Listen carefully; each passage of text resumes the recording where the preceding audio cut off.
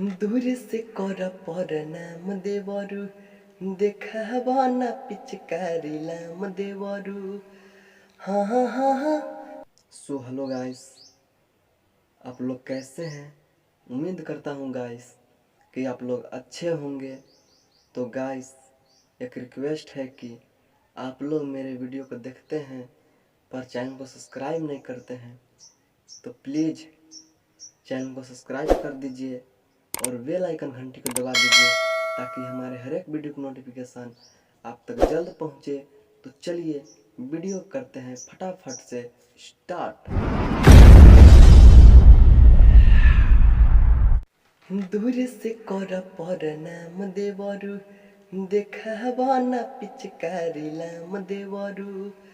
हाँ हाँ हाँ हाँ। अरे दूर से कर परनाम देवरु देखावा ना पिचकारी लाम देवरु। काहे करेला दुआरिया पसोर, काहे करेला दुआरिया पसोर। अरे वो पेंदा डोर भौजी वो पेंदा डोर आजू रंगई है बहिन तोर। ओ पेंदा डोर भौजी वो पेंदा डोर आजू रंगई है बहिन तोर। होली है भाई होली है सारा रा, होली है भाई होली है सारा रा। रंग लइला लाल दाल गली ना तुहार हो। सोचो तारा भइल बाड़ा बड़ी होशियार हो। तहनी डाले दया वीर शरीर खिलत रही हो।